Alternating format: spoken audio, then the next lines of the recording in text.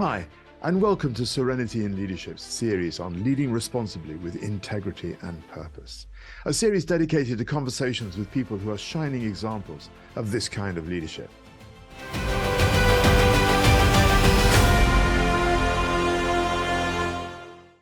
Today, we have the privilege of welcoming Karen Wilson-Starks, a transformative leader who bridges military precision with psychological insight in the realm of executive leadership.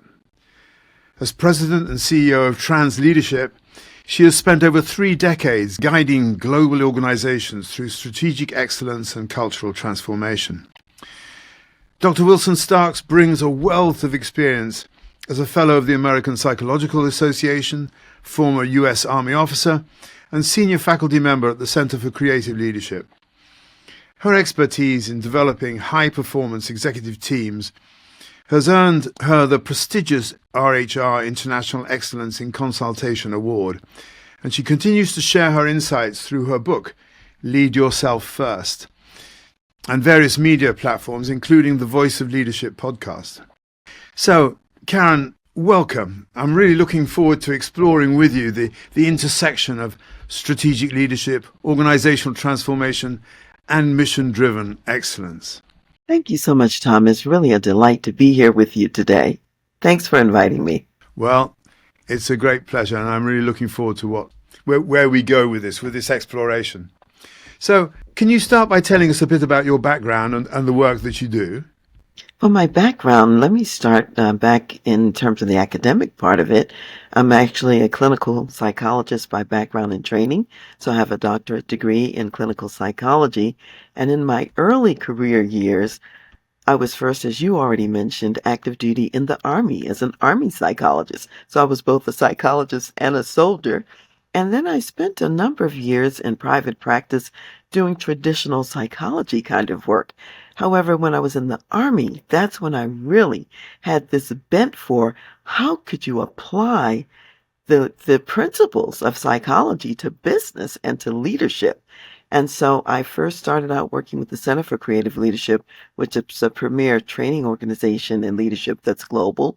And there I said, I really think I love consulting more than training. So that's when I started my own company, as you said, about 30 years ago, Trans Leadership, which stands for Leadership Transformations. So what I do now is I'm a concierge executive advisor. I work with global executives, helping them to make tough decisions, which is really a lot of the work and business of executives is decision making. I also work with them to develop their executive team so that team is enterprise focused and future focused and really working with them strategically on leading the business. Also do work on creating positive and profitable cultures, leading change, preparing for succession, and creating a living leadership legacy. So those are some of the ways that I come alongside the executives. Fantastic. And as I mentioned, you wrote the book, Lead Yourself First, and I think that's perhaps one of the commonalities between us in terms of where we see leadership coming. But what inspired you to write that book? I was thinking about the fact that each person is leading from the inside out. And you have to take a little bit of time to do some self-reflection to see, well, what is in there and what have I experienced in life and how can I leverage that experience to share with others so that they also step up to the greatest part of who they can be in the organization. So I really wrote it kind of like a model and a template. I took some vignettes from my own life, what I experienced. I unpacked the learning from those experiences and said to the reader, do the same for yourself and see what wealth you are bringing to the workplace that you can share with others and inspire them with. I'm just in the process of writing my own book at the moment, so this always interests me in terms of how much you put out and how successful that's been. Do you get much feedback from people around your book? Yes, in this sense.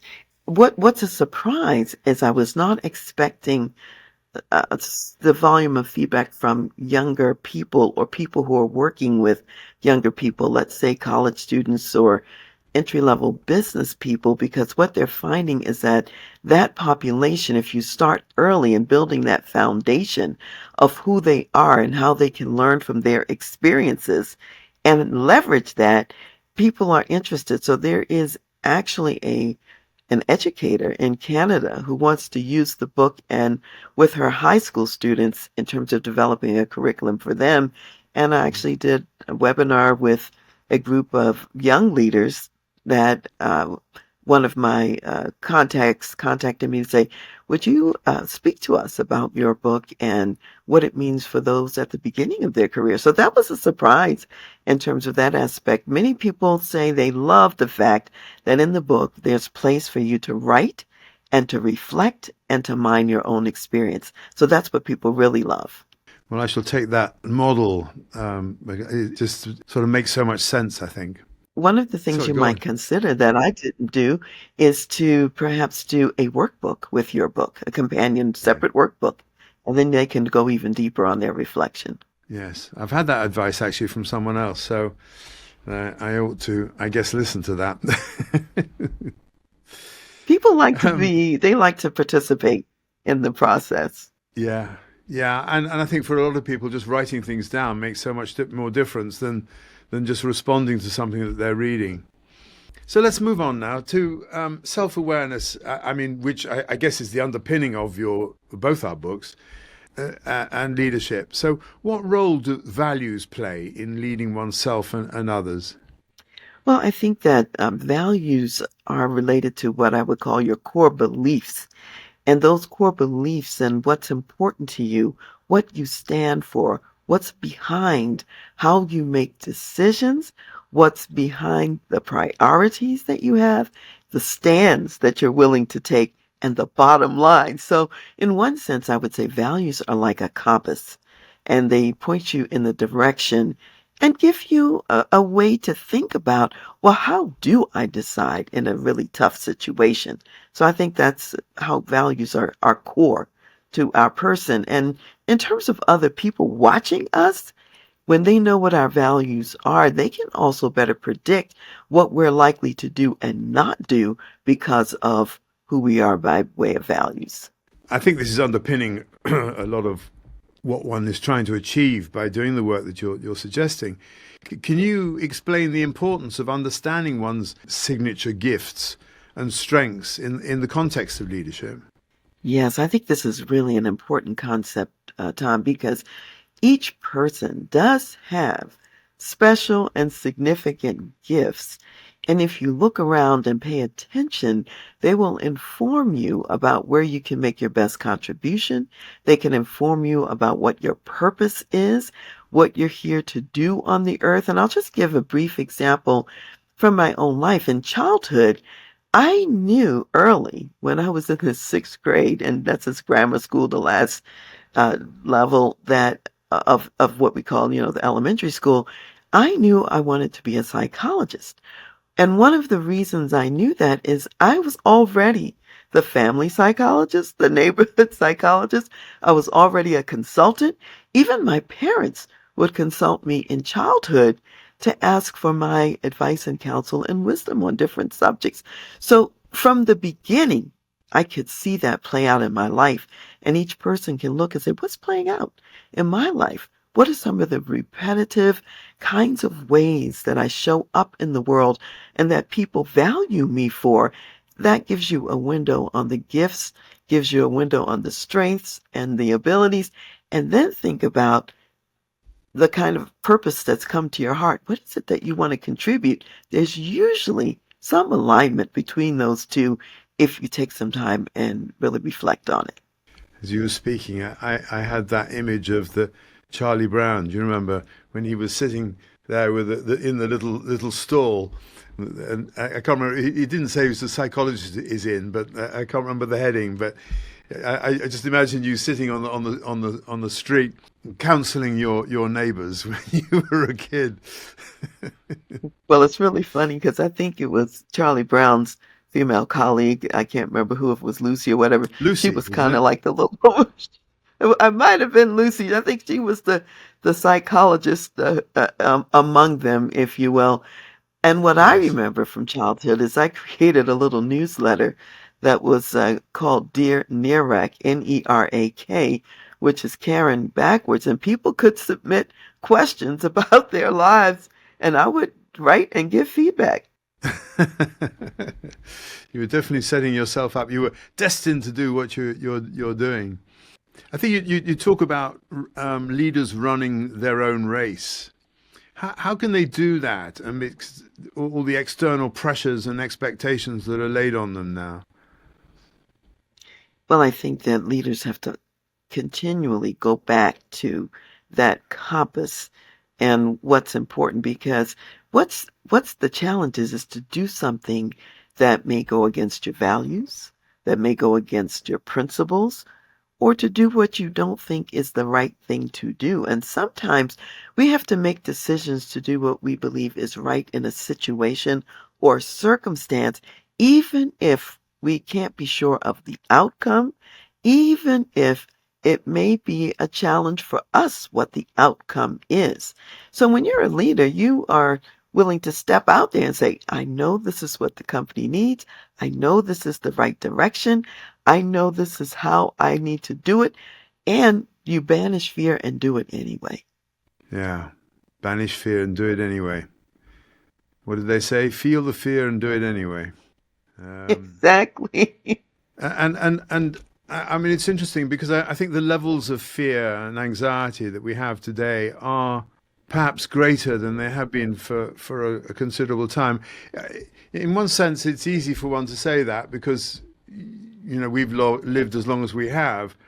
But in previous times, if we were living in the late 1930s, for instance, certainly in Europe, I wonder whether the anxiety levels would have been any less than they are now. It's sort of difficult to tell, but certainly there is a huge amount of anxiety. A lot of people are saying that we are closer to war now than we ever have been since the Second World War.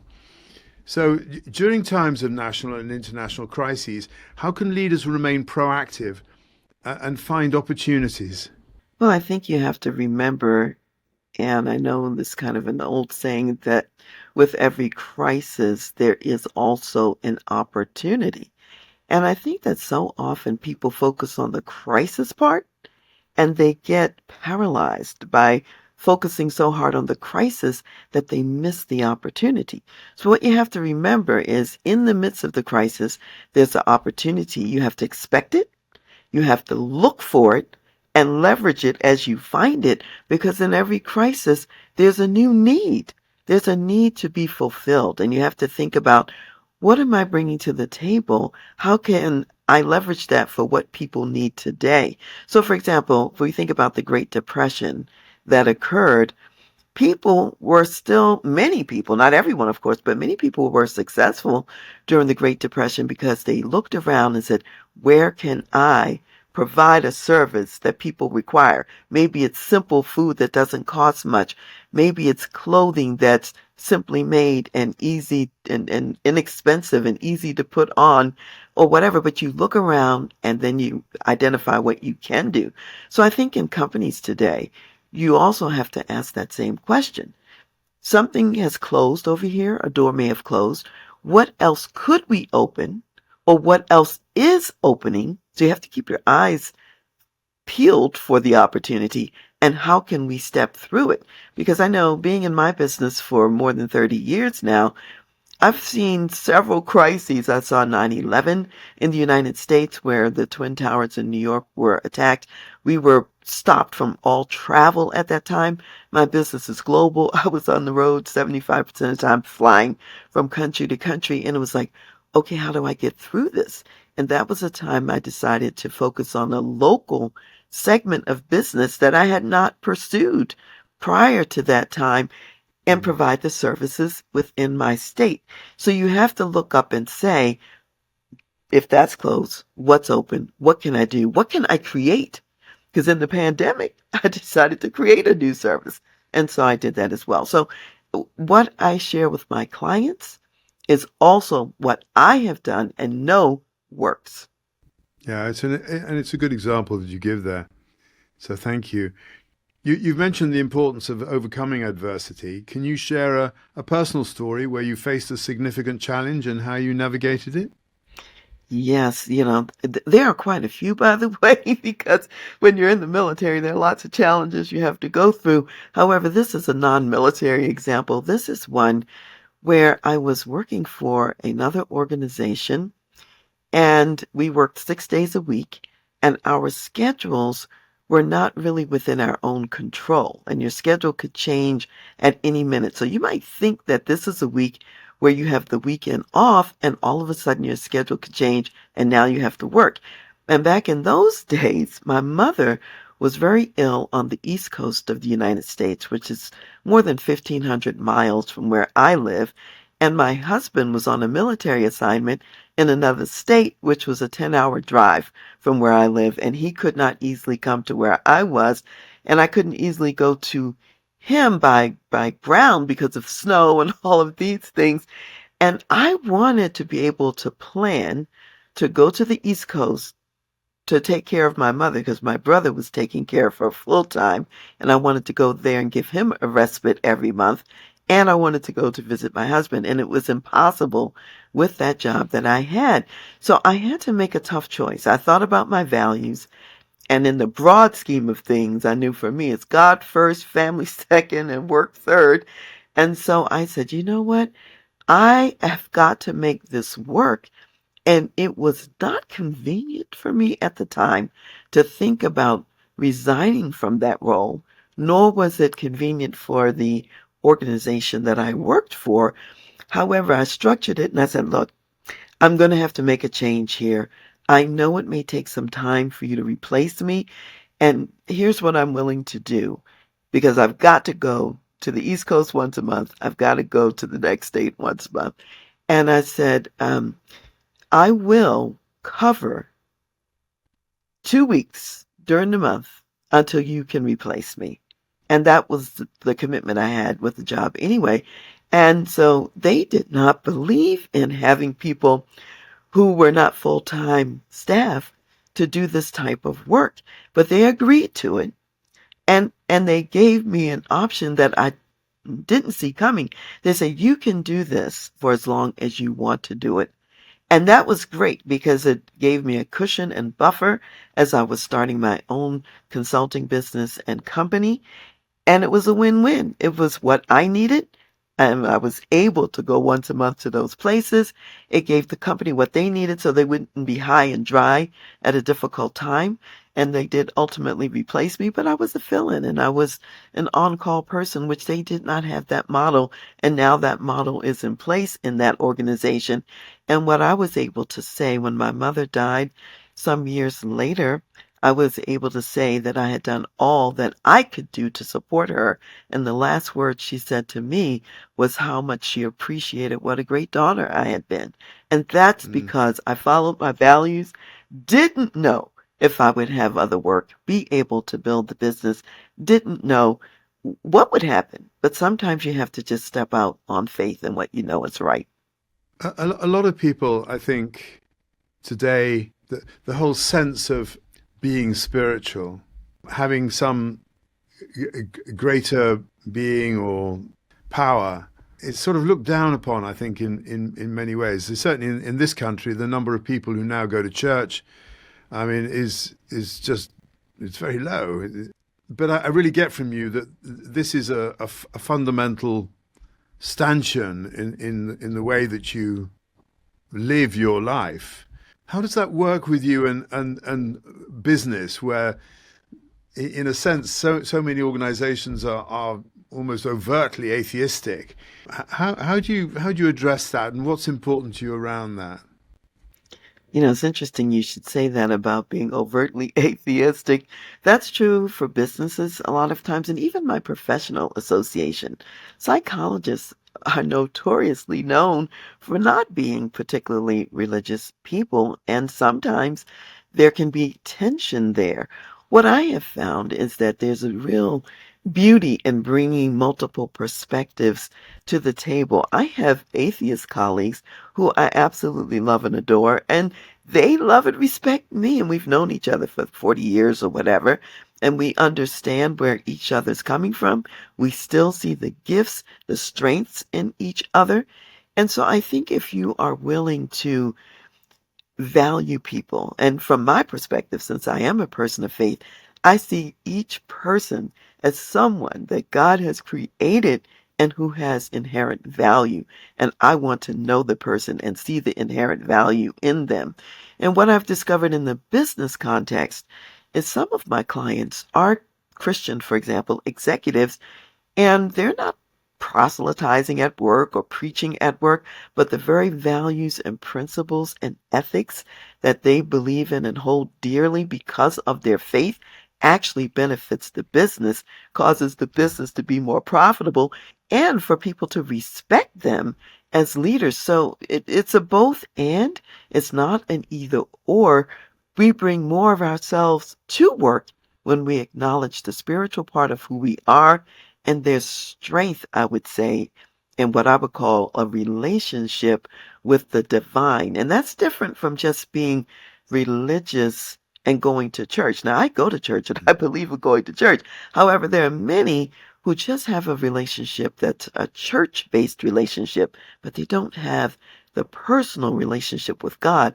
And that's where the strength is, that's where the power is. Yeah, thank you. I think it's in times when there is so much anxiety and challenge and everything else, having an underpinning that gives you an inner strength, and not least in this world, it sort of gives you a set of ethics to work by, is fantastic, and it's really, really important.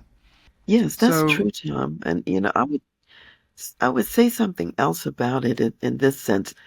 One of the things that if you look at the Bible, one of the things that's said is that we are to not worry about anything, but to take all of our requests, all of our concerns to God in prayer. And what happens is that He will give us a peace that surpasses all understanding. It understanding. doesn't mean the circumstance goes away. You have the peace in the circumstance. And so many people will say to me, they'll refer to me as a peaceful person, but that's the reason. It's not a peace that just I have, it's a peace that comes from that relationship. I think I approach it differently, but there's no question. My organization is called Serenity in Leadership, and I think that when we talk about the importance of self-awareness and one's leadership coming from an inner wisdom as opposed to something that you've sort of cerebrally learned, it gives you that sense of grounding. And when everything is a bit dicey, people look to others who have who feel grounded.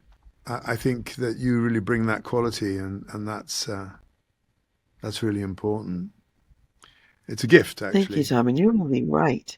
You're really right that it is a grounding both of us have in a sense, because of what you're saying about the serenity in leadership and doing the work, the internal work that it takes to be able to know yourself and to show up in those ways. Yeah, I think you're right about that. Not everyone does it. So I don't know. Perhaps we've touched on this, but how do these concepts of self-awareness and personal stories translate into the work that you do with your clients? Well, for example, let me give an example. One of my clients was going through an extremely difficult time, and it looked as if the business might even make it, might not even survive through that period of time. And the CEO of the organization and the company was trying to figure out what he could do to turn things around.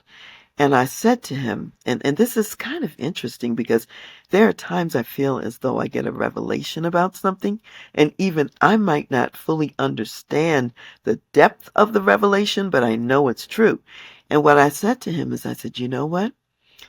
The business is going to turn around.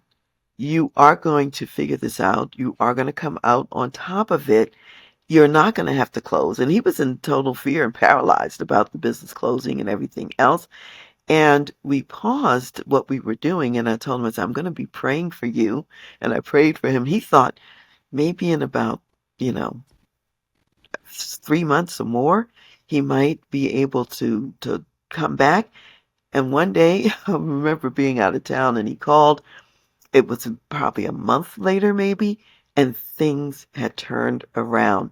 And a lot of, I would say, miraculous things that happened in the business in terms of doors opening, and he and his company being able to walk through those doors and to get to a different place. And so it was the encouragement that I see that you're here now and you're going to go through this valley, and the operative word is you're going to go through it to get to the other side. So sometimes I think an advisor can see opportunities, can share perspectives that maybe that CEO doesn't see. And for those clients who are interested in, who want this, I will pray with them as well. And we will use every power possible, supernatural and otherwise, and they will get through to the other side. Yeah, yeah. I think it's a very special relationship that one creates. For instance, with the CEO of an organization, because so often it can be such a lonely place. For them to be able to share insecurities or vulnerabilities, there's lots of people who talk about the power of vulnerability, but I think for an awful lot of people, when they're running an organization, the last thing they think about doing or being is vulnerable. And so having someone that they can talk this through, particularly someone who's doesn't have a vested interest in the outcome, except for it to be the best possible, can take away that sense of loneliness and isolation that people at the top of organizations experience. Is that what you find? Yes, I think yes, I think you're absolutely right about that. People do, especially at the top, need safe places because everybody in the organization, in essence, is someone who directly or indirectly is reporting to them. And so they don't necessarily have the peers and colleagues when you're the CEO. And sometimes there are things you need to talk about that are not appropriate to roll out yet with the others in your organization. And so we create that space where, and I call it also, where you can be raggedy in here. You don't have to be perfect because we'll be raggedy in here so that when you step out, you're going to be in the right space with the right message. So it can be messy. It doesn't have to be perfect. They can get in there and have a little, outburst or whatever they need to do. That's what I'm there for. Because when I support that leader, I'm also supporting that entire enterprise, that company, and that supports many, many people. Yeah, yeah. I completely agree with that. So, what advice would you give to someone who's just starting their leadership journey, like some of these people who are being offered your book? They want to lead with integrity and purpose. What advice would you give them? Several things. First of all, as we talked about earlier, to take that time to do even the self inventory. What do you observe about yourself? What do you tend to be attracted to? What are you good at? Where have you been in the past? Where would you like to go and explore because you don't know about it? And maybe you would like to test, put your toe in the water and see if this is an area you enjoy or not. I would say take the time to interview people who know you and ask them what they see in you because others around us see things we don't see, and sometimes they articulate it in ways that are pretty profound and powerful. I'd also encourage young people to read books about great leaders that they admire. Find out what those leaders did, how they walked through adversity, challenge, and difficulty, what they did and what they didn't do, and note, even in your own life experiences, the leaders that you admire, the leaders that you don't want to be like. I can think back to the military, especially, and there were some leaders that I admired. I was like, I'd follow that person up the hill. And then there were others, I wouldn't even go next door with them because they didn't have the right leadership qualities. And so I Yeah. think it's being attentive and being curious and a continuous learner, both out there and also inside with yourself. Yeah. Great stuff. So, what's one key takeaway from your book that you believe every leader should remember?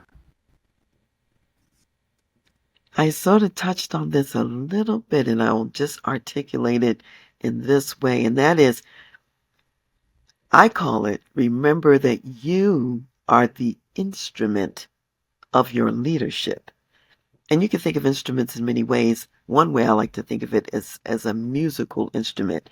And when Mm. you see yourself as a musical instrument, you are here to play some unique music that only you can play.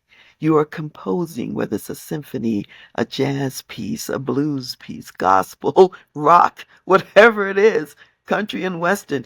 You are composing music and it starts and emanates with who you are. And since you are the instrument of your leadership, take the time to tune up the instrument.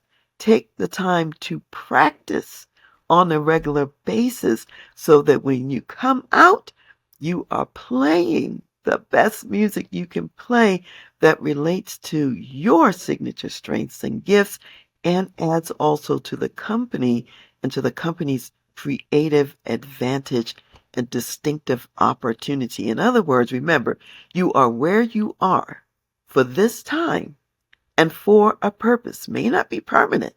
And in fact, for some people, they need to look and say, oh, it's time to go. However, while you're there, you have a contribution to make and special music to play. So I'd say, remember, you are the instrument of your leadership. Yeah, thank you.